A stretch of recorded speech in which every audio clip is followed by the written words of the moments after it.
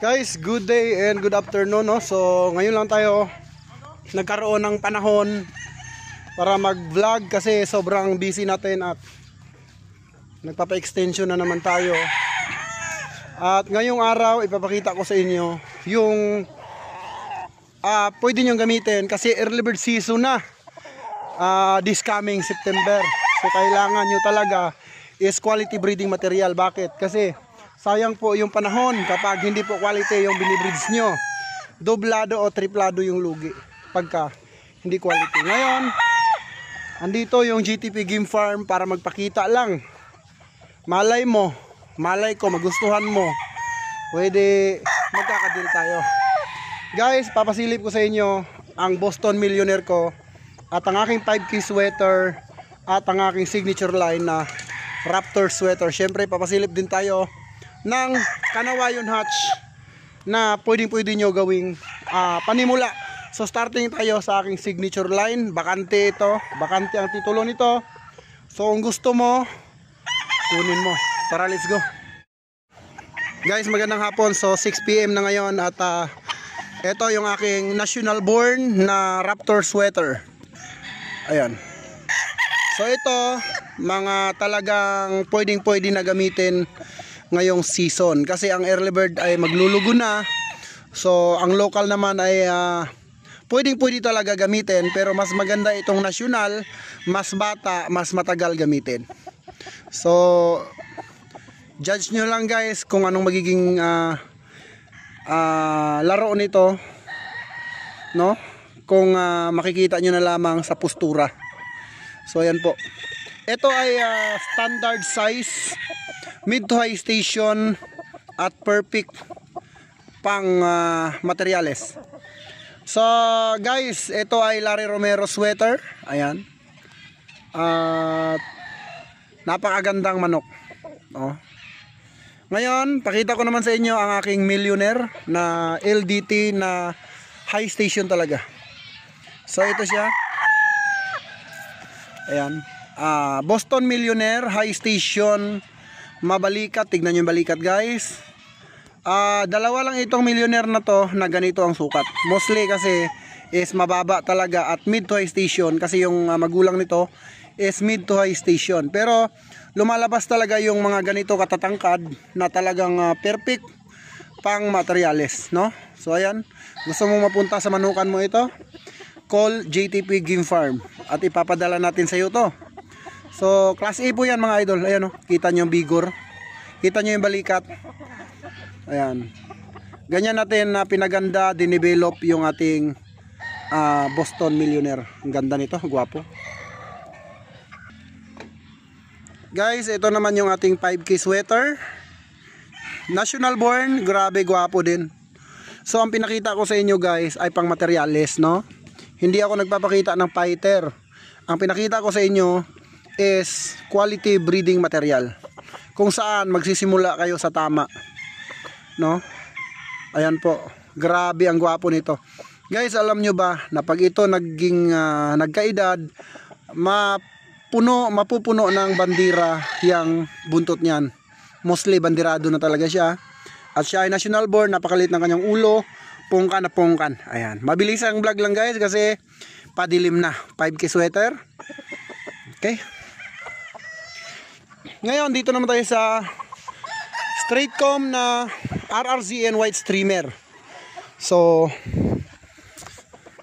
ito, mid to high station, white streamer. Ang ganda ng sukat. So ito, mga linyadang ito talagang ang dami kong pinanalo nito. So tested na po ito guys, at ito po ay walang halo, RRZN po yan na breeding. So ang mother at father niya ay P-comb, lumabas ang straight comb. So ayan po. Then papasilip ko naman sa inyo yung aking running 6 months na white streamer RRZN P-comb. So let's go. So dami natin pong materials dito guys na pwede mapunta sa inyo. Syempre GTP presyong pangmasa. Now dito tayo sa white streamer 6 months old, this coming September 15. Grabe, ang ganda nito, ang gwapo. Oh, puti lahat ang buntot, oh. Ayan, oh, ganda ng body structure, yung balikat. Yellow green yung kanyang paa. At ito po ay magsi 6 months this coming September 15. Grabe yung bigor, oh. Balansyado, mga idol. So, yung father niya, ayun, oh, naglugo na. So, pasilip natin yung father niya. Like father, like son. Ayan po. Okay, ayan po yung tatay niya. Medyo lugo na siya at bawal na po siyang lapitan dahil siya po ay nagagalit dahil nga masakit ang kanyang katawan. But napakagwapo pa rin niya. Puti lahat ng buntot niyan, guys, after ng lugon. Yan po ang ating white streamer. Okay? So guys, pasilip ko pala sa inyo yung naghahanap ng aking GM Fantastic na straight comb. So GM Fantastic na straight comb, ito po yun. Ayan po, ang ganda ng ganda ng postura. Ayan po, purong-puro po yan, walang halong kimikal. Presyong pangmasa lamang, GTP Game Farm. Ang breeder ng mga backyard breeder. So guys, grabe ang gwapo niyan.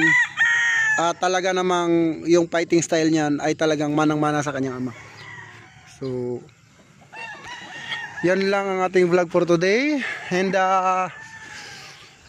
ito yung extension natin, mga idol. Ayan, pasilip ko lang sa inyo bago dumilim. At babawi tayo sa inyo dahil ang tagal kong hindi nakapag-vlog sa sobrang busy nga natin. So still ongoing pa rin yung pagpapalaki ng ating game farm. And hope na umabot tayo sa target natin na farm na siguro mga 5. Okay na siguro yung 5. Ayan. China-challenge ko kasi yung ko guys, yung sarili ko, or china-challenge ko yung kakayahan ko, kung kaya ko ba talagang i-handle ang 5 game farm na talaga namang malalaki. So sa 3 game farm, kayang-kaya ko naman, no? So medyo talagang yung travel ay talaga namang ginagawa ko lang, kumbaga libangan yung pag-iikot sa aking mga farm. At least naman kung magiging 5 man yung farm natin dahil meron pa tayong target na farm, no? So kung magiging 5 man yung farm natin, alam nyo guys, marami akong matutulungan na mga walang trabaho, especially sa lugar namin. So talagang marami akong mga kukunin na taga doon sa amin. So anyway, meron tayong Jenjen Arayata na ayan, oh, ang gwapo, oh. Pero siya po ay 5 months old, guys, kaya makikita nyo yung kagwapuhan niyan pag nagkaedad-edad na. Ang dami ko pong stag dito na 5 to 4 months old na matatapang. Ayan.